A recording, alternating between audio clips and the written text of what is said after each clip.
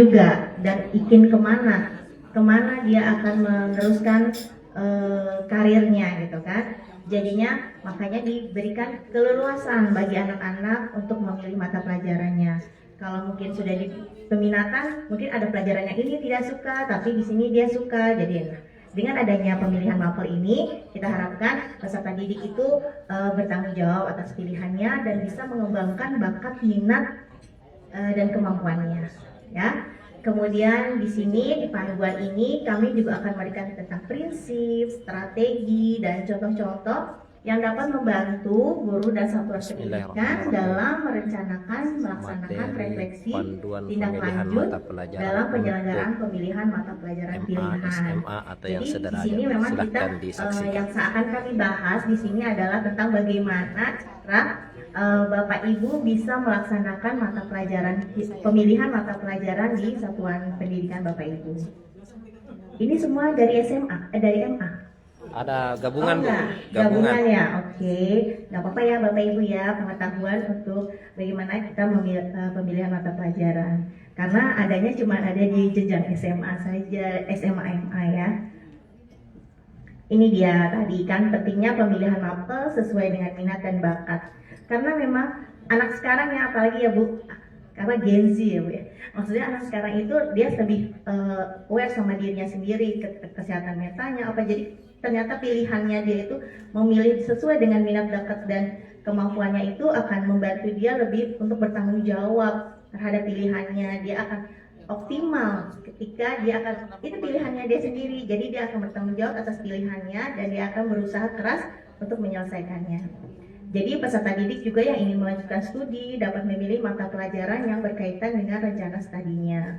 Nah, peserta didik juga yang mau bekerja, silahkan memilih mata pelajaran yang menunjang kemampuan mereka di tempat kerjanya nanti, gitu kan. Kita nggak bisa memungkiri bahwa nggak semua lulusan SMA MA itu melanjutkan ke perguruan tinggi. Ini Bapak Ibu ya, regulasi yang terkait dengan pemilihan mata pelajaran. Jadi ini Permendikbudristek nomor 12 tahun 2024 itu semua pelaksanaan kurikulum merdeka base-nya di sini tentang kurikulum pendidikan anak usia dini, jenjang pendidikan dasar dan jenjang pendidikan menengah. Ini baru kita launching ya Bapak Ibu ya. Semoga Bapak Ibu sudah mendownload semua dan membaca peraturan mengenai kurikulum merdeka. Ini adalah dasar pelaksanaan kurikulum merdeka. Kemudian yang kedua itu adalah Permendikbudristek nomor 48 tahun 2022, ini tentang penerimaan mahasiswa baru, program diploma dan program sarjana pada perguruan tinggi negeri.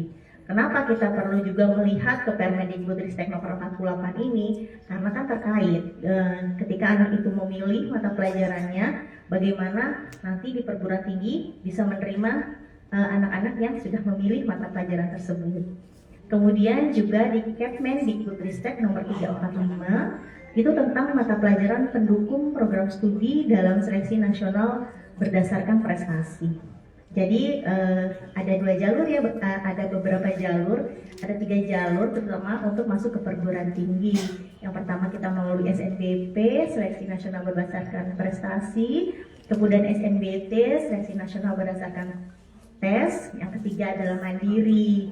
Ya, jadi kalau khusus untuk seleksi nasional berdasarkan prestasi itu diatur di Kepmendikbudristek nomor 345 ini. Ya, Bapak Ibu bisa melihat nanti. Nah, ini dia kalau di SMA MA pada fase F itu kelas 11 dan 12 itu struktur mata pelajaran langsung dibagi dua kelompok utama. Yang pertama kelompok mata pelajaran utama umum, kemudian kelompok mata pelajaran pilihan. Nah, ini adalah kelompok mata pelajaran pilihan ini yang akan kita bahas. Yang kelompok mata pelajaran umum itu semua sama ya Bapak Ibu ya. Dan mengajarkan ini satuan pendidikan wajib mengajarkannya. Untuk mata pelajaran umum semua wajib. Sedangkan untuk kelompok mata pelajaran pilihan sejak SMA MA setiap satuan pendidikan itu wajib menyediakan hanya 7 saja. Wajib menyediakan paling sedikit ya, paling sedikit 7. Paling enggak ada 7 pilihan yang dapat dipilih oleh peserta didik. Kemudian Tapi kalau ada khusus sekolah yang ditetapkan oleh pemerintah, ini yang ditetapkan ya, bukan saya mau jadi sekolah olahraga, tidak seperti itu, tapi khusus untuk sekolah yang ditetapkan pemerintah sebagai sekolah keolahragaan atau seni, itu dapat dibuka mata pelajaran olahraga atau seni sesuai dengan sumber daya yang tersedia di SMA MA, tersedia di satuan pendidikan ya tentu saja. Jadi ini tapi sudah ditetapkan oleh pemerintah, bukan atas kemauan sendiri tapi sudah ditetapkan. Nah di sini peserta didiknya, tadi kan satuan pendidikannya wajib menyediakan 7 mata pelajaran, tapi untuk siswanya hanya wajib mengikuti 4 sampai 5 mata pelajaran dari kelompok mata pelajaran pilihan yang diselenggarakan oleh satuan pendidikan. Ya, jadi anak-anak nanti dari 7 yang disediakan dari satuan pendidikan, nanti anak-anak hanya memilih 4 atau 5 saja. Jadi tidak semua 7-7-nya dipilih. Oke, kemudian ketika itu sudah berjalan, pilihannya, namanya anak-anak sekarang suka galau ya Bapak Ibu ya. Nah, dia ingin mengganti mata pelajaran pilihannya paling lambat itu pada kelas 11 semester 2. Tapi juga nggak semua semena-mena semau-maunya dia, tapi kita harus ada berdasarkan penilaian ulang lagi. Penilaian ulang satuan pendidikan terhadap minat, bakat, dan kemampuan peserta didik. Karena ketika sudah berjalan 1 semester, dilihat anak itu memang tidak perform, tidak bisa mengikuti mata pelajaran tersebut, daripada nanti anaknya kehilangan waktu banyak, makanya satuan pendidikan memperbolehkan anak tersebut untuk berpindah mata pelajaran pilihannya. Ya misalnya tadinya dia ikut matematika tingkat lanjut, tapi ternyata nggak kuat, kemudian dia mau ganti menjadi bahasa Korea, misalnya seperti itu diperbolehkan, tapi pada kelas 11 semester 2, tidak jauh-jauh. Jadi ketika pada kelas 11 semester 2 itu sudah terakhir, dia harus menentukan pilihannya. Itu ya Bapak Ibu. Kemudian, nah dalam proses mengidentifikasi dan menumbuh kembangkan minat, bakat, dan kemampuan peserta didik itu dilakukan guru, tapi dikoordinasikan dengan guru BK. Karena kan mungkin di satuan pendidikan guru BK-nya tidak semuanya banyak ya, ada kekurangan, tapi oleh maka itu jadi kan ada guru-guru lain yang bisa membantu, tapi dikoordinasikan tetap oleh guru BK yang ada. Jika ketersediaan guru BK belum mencukupi, maka koordinasi dilakukan oleh guru lain. Jadi boleh dilakukan oleh guru lain, tapi tetap koordinasinya oleh guru BK. Ini Bapak Ibu mata pelajaran pilihan. Mata pelajaran pilihan yang ada. Jadi ada 20, ya, ada 20. Itu mulai dari antropologi, kemudian bahasa asing, terus ada biologi, ekonomi, fisika, kimia, informatika.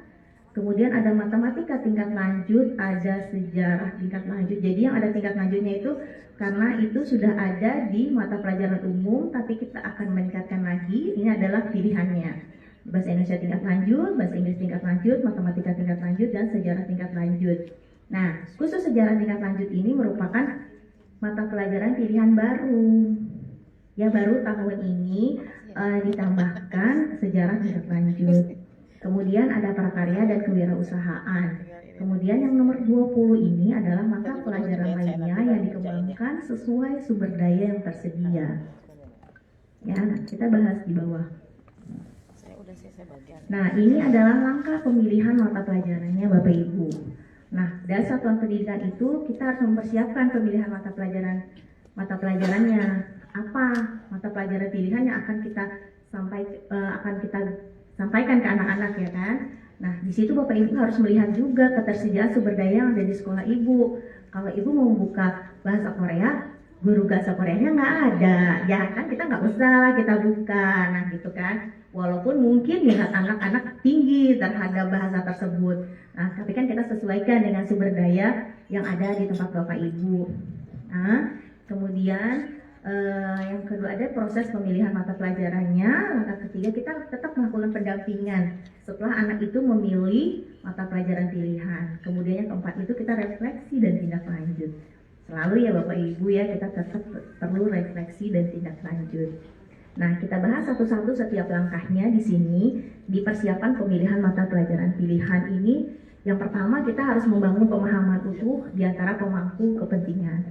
Nah, Bapak Ibu sebagai kepala satuan pendidikan itu harus menjalin kolaborasi dan kepada guru-guru ya, apa sih yang dimaksud dengan mata pelajaran pilihan ini. Memang kita tidak bisa menutup mata bahwa kita harus mengakomodasi sumber daya yang ada di tempat kita, tapi kita juga jangan sampai melupakan bakat, minat, dan kemampuan peserta didik. Kemudian yang kedua, kita melakukan refleksi terhadap memahami kesiapan satuan pendidikan. Jadi kita lihat dulu, sudah siap belum kita sumber daya manusianya. Jika kita buka mata pelajaran yang kita pilih ini, terus kemudian apakah sarana prasarana yang ada di sekolah kita itu sudah memadai ataukah cukup atau tidak gitu. Itu tetap kita harus lakukan. Ya, ini kita langkah persiapannya. Jadi kita membangun persepsi dulu di guru-guru dan di stakeholder pendidikan. Nah, ini dia persiapan satuan pendidikannya. Tadi saya bilang, kita harus identifikasi dulu jumlah guru mata pelajaran pilihan yang tersedia. Yang kedua, jumlah ruang kelas, sarana yang digunakan proses pembelajaran, dan jumlah rombelnya. Dan sumber daya lainnya tentu yang mempengaruhi dan penentuan mekanisme pengolahan data. Nah ini, karena kan jumlah rombel itu juga mempengaruhi, ya. Kemudian, ini persiapan teknisnya. Jangan lupa Bapak Ibu, orang tua, siswa perlu dikasih tahu juga mata pelajaran apa yang kita pilih pada tahun ini, gitu kan? Kegiatan sosialisasi, kita mengadakan kegiatan sosialisasi terkait pemilihan mata pelajaran. Ini bisa secara luring maupun daring dengan seluruh stakeholder. Mungkin pertama guru-guru dulu, kemudian kepada siswa, dan selanjutnya kepada orang tua.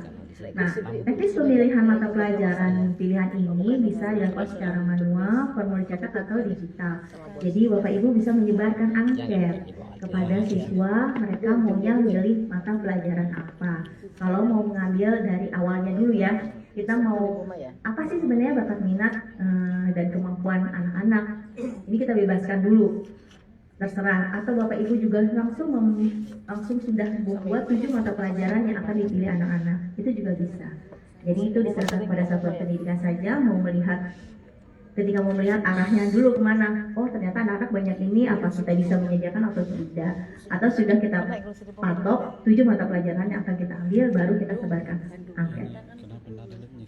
Kemudian kegiatan yang diperlukan sesuai dengan kondisi satuan pendidikan. Nah, tadi seperti saya bilang, misalkan perlu ada lagi dari guru BK, pendampingan dan lain sebagainya sebelum anak-anak memilih mata pelajaran, itu dipersilahkan. Jadi dikerjakan satuan pendidikan. Keseluruhan durasi yang diperlukan untuk menyelenggarakan proses pemilihan mapel. Nah, kita juga ada lini masa. Ini contoh ya Bapak Ibu ya. Jadi kita durasinya dalam masa proses pemilihan mapel. Kita bisa dalam satu semester atau 6 bulan ini. Jadi kita baru mulai nanti ketika pada semester genap kita baru sosialisasi. Semester genap kelas 10 ya Bapak Ibu ya.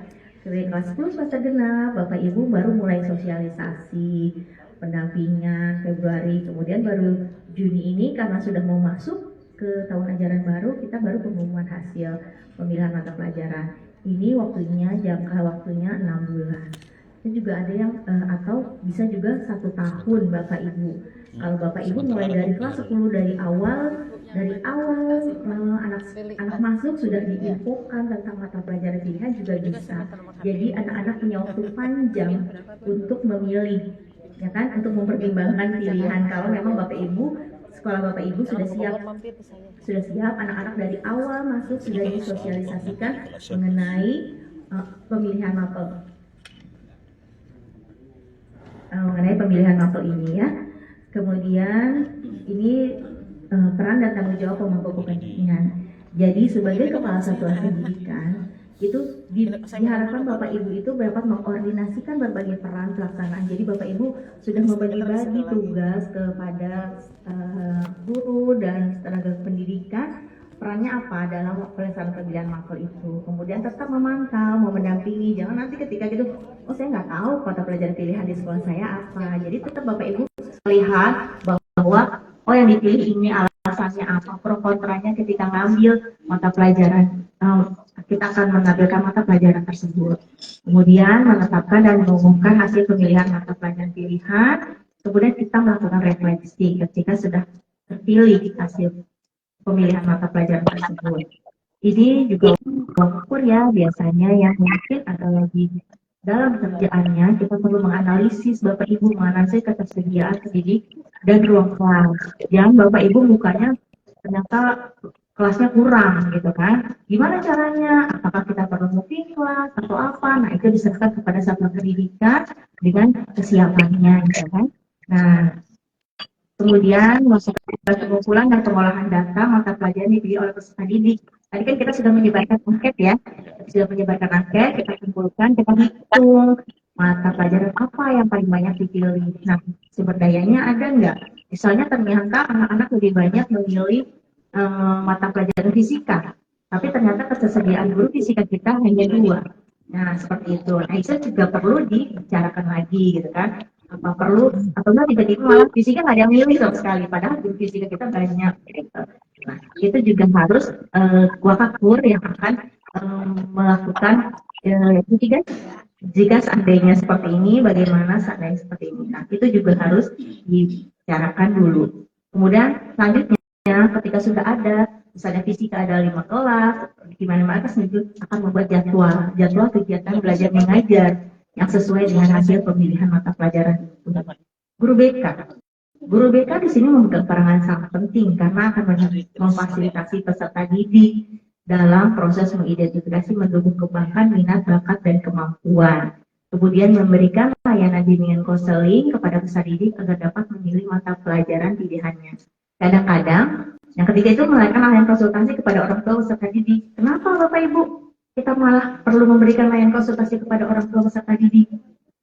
Kadang-kadang peserta didik itu disuruh orang tuanya untuk memilih mata pelajarannya, padahal dia tidak suka. Mungkin orang tuanya ingin anaknya masuk ke kedokteran gitu, padahal anaknya nggak mau. Jadi dipilihlah mata pelajaran yang nah, itulah pentingnya layanan konsultasi kepada orang tua. Itu tetap perlu ya. Jadi ketika anak jadi bimbang gitu, saya maunya ini, padahal saya nggak mau jadi dokter, saya maunya jadi arsitek. Tapi orang tua saya memiliki ini banyak sekali Bapak Ibu ya ditemui ketika kita datang ke sekolah. Jadi anak-anak itu merasa tertekan dengan pilihannya. Karena itu pilihan orang tua sebenarnya, bukan pilihan dari dirinya sendiri. Karena anak-anak tidak dipersiapkan lebih dahulu, lebih awal ya.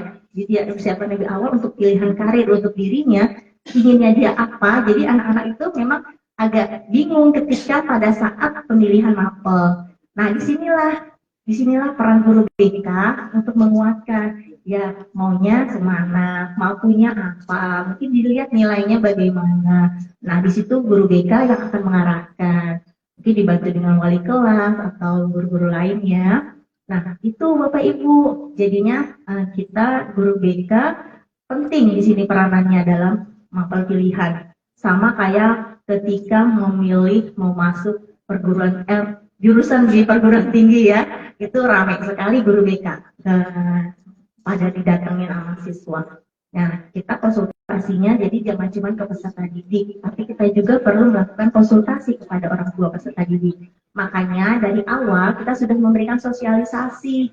Lebih baik lebih awal kita sudah sosialisasi kepada orang tua juga tentang mata pelajaran pilihan ini. Nggak semua orang tua sudah tahu ya, udah aware tentang adanya mata pelajaran pilihan ini di kurikulum Merdeka. Karena kan kurikulum Merdeka juga kita kan baru ya, baru, jadi mungkin orang tua perlu diperkenalkan. Karena dia taunya dulu kan masuk ke jurusan gitu kan, sekarang masuk peminatan. Nah, inilah Bapak Ibu dari awal anak kelas 10 sudah dikenalkan. Dari awal sudah dikenalkan, diberikan pilihan-pilihan, jadi mereka ketika memilih sudah tetap gitu loh, saya sudah pasti saya akan memilih ini, jadi sehingga tidak ada diharapkan meminimalisir perpindahan pemilihan mata pelajarannya. Karena apa? Karena mungkin akan merepotkan juga di satuan pendidikan ketika anak-anak pindah mata pelajaran gitu, ya kan? Baru satu semester pindah, nanti akan berubah juga jadwal. Jadi diharapkan, tapi kita tidak menutup kemungkinan jika anak-anak tersebut ingin pindah, itu diperbolehkan.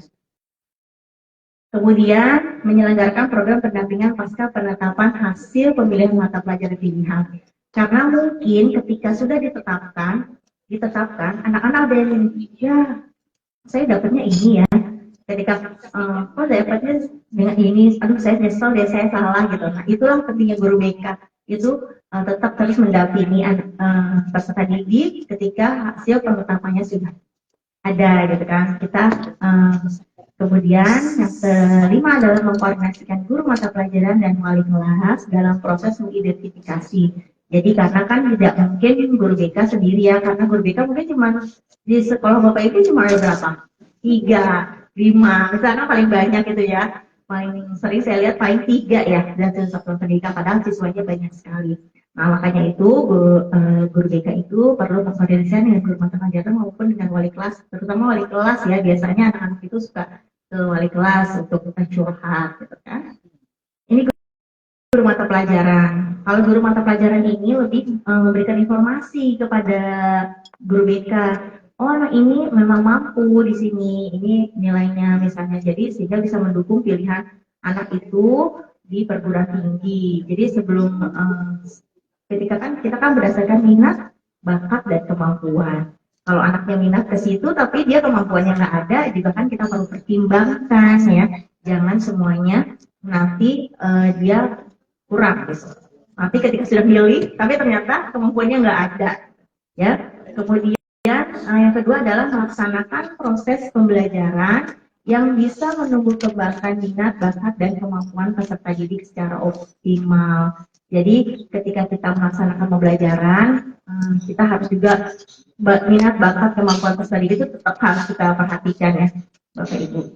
Ini wali kelas, ini juga sama bersama guru BK melaksanakan pendampingan peserta didik gitu kan. Kemudian yang kedua itu menjadi penghubung utama yang menginformasikan perkembangan proses belajar peserta didik kepada orang tua. Lagi dalam ini memang pemilihan mata pelajaran pilihan ini orang tua sangat berperan penting ya Bapak Ibu ya, karena memang anak-anak jadinya mereka masih mendengarkan apa yang diminta oleh orang tuanya. Ini adalah proses pemilihan mata pelajarannya. Ini yang pertama adalah bimbingan. Kita bimbingan dalam memilih mata pelajaran. Tadi sudah diceritakan juga bahwa kita perlu sosialisasi, kemudian pendampingan, eksplorasi minat, bakat dan kemampuan. Ya, terus ketiga pendampingan setelah penetapan. Ini Bapak Ibu, ini contoh saja. Ini contoh sosialisasi kepada orang tua dan peserta didik. Misalnya Bapak Ibu bisa mengadakan paparan langsung dengan metode ceramah, diskusi dengan tatap muka atau menggunakan media daring. Kemudian yang kedua itu ada paparan simulasi pemilihan mapel, pilihan kepada peserta didik dan didampingi orang tua. Nah, ini ada simulasinya juga, bukan cuma ngasih tahu bahwa ini mata pelajaran pilihannya, jadi cuma bukan hanya itu saja, tapi ada simulasinya juga. Kemudian ada yang ketiga itu kita buat bahan sosialisasinya, ada buku panduannya, ada poster, infografis, jadi ketika orang tua dan peserta didik lupa, dia masih ada pegangannya yang itu dilihat gitu kan. Kemudian menggunakan saluran media sosial menjadi satuan pendidikan. Jadi Bapak Ibu bisa broadcast di IG, di YouTube Bapak Ibu untuk memperkenalkan tentang mata pelajaran pilihan yang ada di satuan pendidikan. Nah ini mau ada yang mencoret. Ini tidak ada garis ya kalau di dalam gambar saya ini. Tadi ada yang mencoret. Oke. Kemudian ini kalau ini pendampingan dalam eksplorasi minat, bakat dan kemampuan ini ada layanan dasar dan layanan responsif, itu adalah program layanan guru BK ya.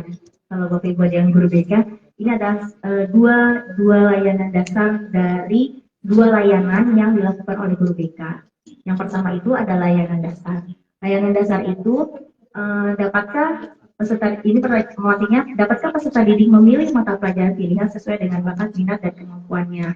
Nah, kalau dalam layanan dasar ini bisa dilakukan secara fasikal, bisa per kelas, bisa juga itu diserahkan kepada satuan pendidikan dan guru BK-nya melakukan seperti apa. Misalnya anak-anak dikumpulkan di aula gitu kan. Layanan dasar itu kita bisa berbentuknya seperti itu.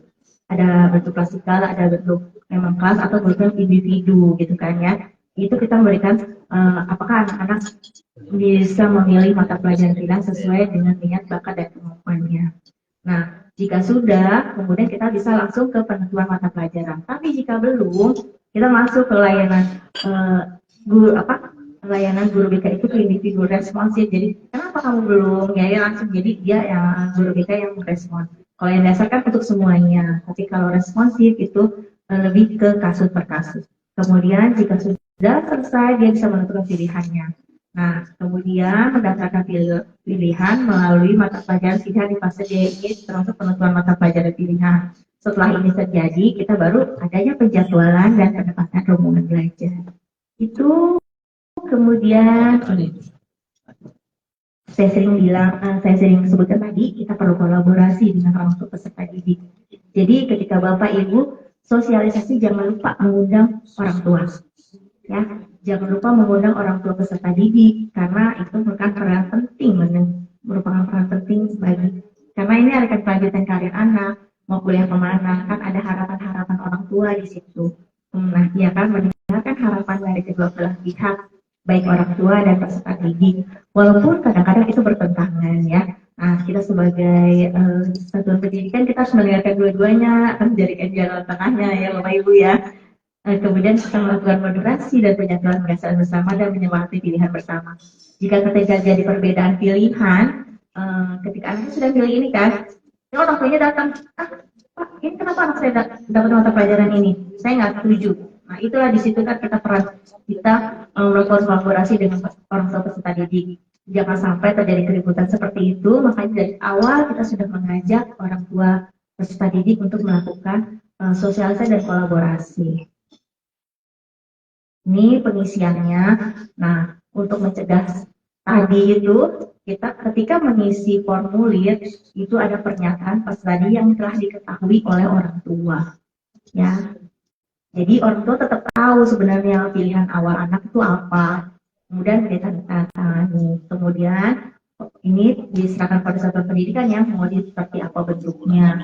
Nah, waktu pengumpulan formulir tadi disilakan ini masa, jangan udah mepet-mepet mau Juni baru ngasih gitu kan, nanti akan sibuk juga Bapak kurnya nanti jadinya. Jadi Bapak Ibu harus strict untuk dalam sesuai dengan lini masa agenda kegiatan.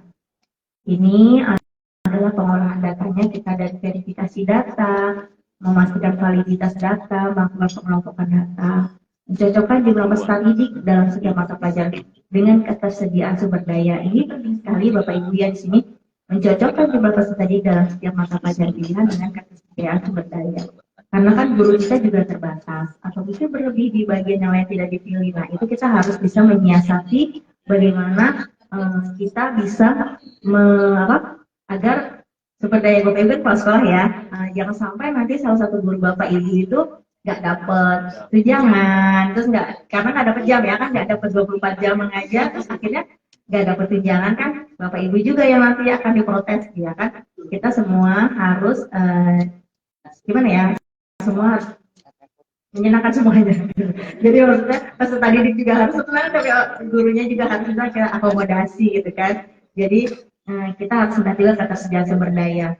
Jadi beberapa sekolah itu mungkin juga sumber daya mengadakan paket gitu kan ya, paket. Tapi Bapak Ibu harus juga memperhatikan anak-anak ada yang mungkin tidak suka dengan paket-paket yang sudah disediakan oleh satuan pendidikan, tapi mau nggak mau memang kita harus mengakomodir juga guru-guru kita ya Bapak Ibu ya. Jadi memang Bapak Ibu harus memperhatikan itu semua dalam menentukan pilihan. Kemudian menentukan tindak lanjut dan selanjutnya membuat jadwal KDR. Nah, ini pendampingan ini juga penting ya Bapak Ibu, pendampingan setelah mata pelajaran. Ini saat-saat krusial sebenarnya ketika kita akan melaksanakan mata pelajaran pilihan. Nah, di sini pendalaman kemampuan peserta didik melalui kegiatan pembelajaran di kelas, ada program khusus, mungkin ada program khusus yang dilakukan oleh satuan pendidikan, misalnya ya ada tes bakat minat gitu kan, ada tes bakat minat yang diselenggarakan oleh satuan pendidikan, itu juga bisa. Kemudian ada praktek atau magang di lembaga-lembaga yang mendukung penguatan minat bakat dan kemampuan karirnya. Jadi biar dia tahu, oh iya saya mau jadi arsitek, mungkin jadi seperti itu ya, bisa ada anak-anak itu bisa praktik atau melihat bagaimana. Kemudian ada layanan bimbingan dan konseling jika peserta didik mengalami penyesuaian karena keterbatasan SDM, tadi saya bilang, karena ada keterbatasan SDM, tenaga pendidikan lokal satuan pendidikan, jadi mau nggak mau anak itu terkadang harus memilih mata pelajaran yang sebenarnya tidak dia inginkan. ya, karena kita yang tadi sebut tadi karena keterbatasan sumber daya dan ruangan.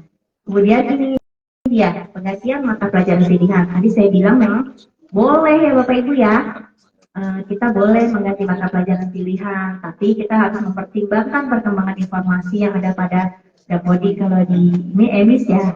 Kemudian terkait pergantian mata pelajaran. Kemudian memberikan informasi juga kepada peserta didik dan juga orang tua akan konsekuensinya yang akan dihadapi pada saat pergantian mata pelajaran.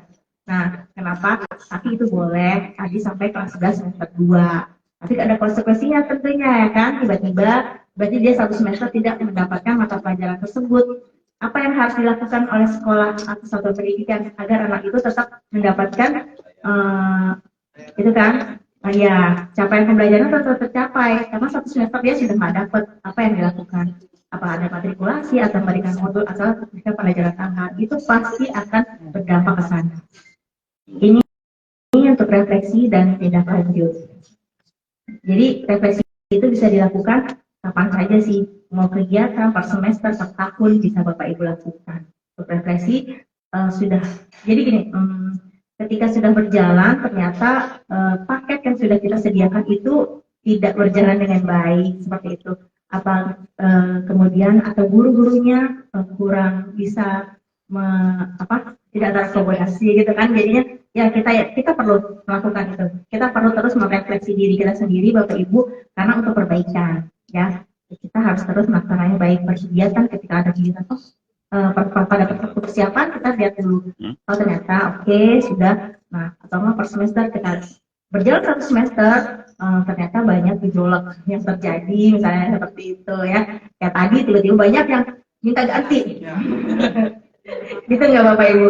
Tiba-tiba banyak yang minta ganti mata pelajaran. Nah, yang repot kan juga sekolah. Jadi kita harus melihat lagi gitu kan ya. Melihat lagi apakah komposisi yang kita tawarkan kepada peserta didik itu masih baik atau belum.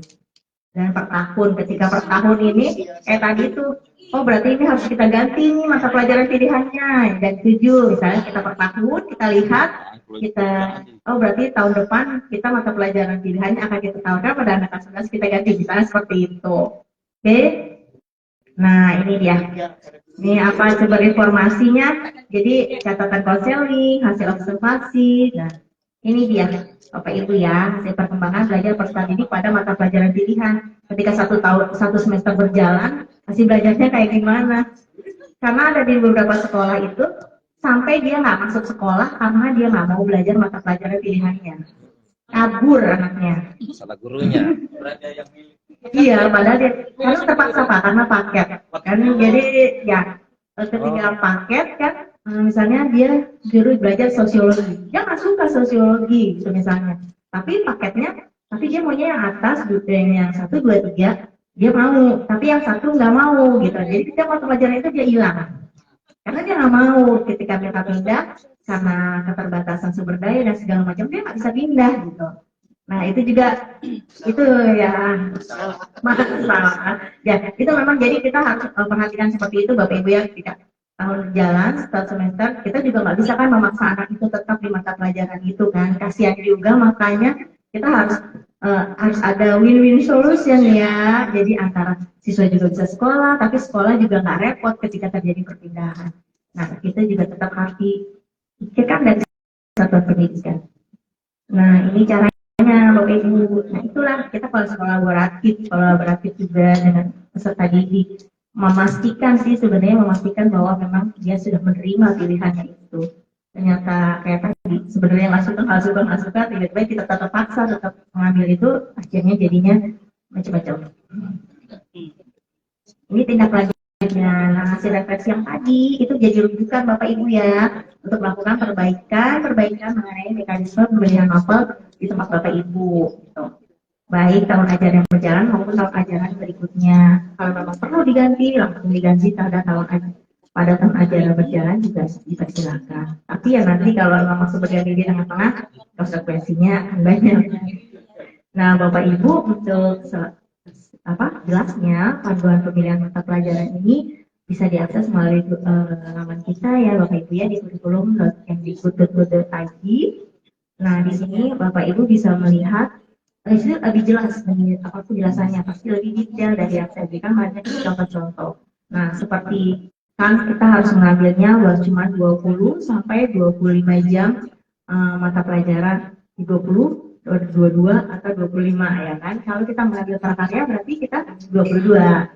Kalau 5 ya kan, kita 5, salah satunya ada prakarya, berarti 22 jam pelajaran. Karena khusus prakarya itu hanya 2 jam mata pelajaran, Yang lain ya, 5. yang lain 5 jam mata pelajaran. Untuk mata pelajaran pilihan, khusus PKWU hanya 2 jam mata pelajaran.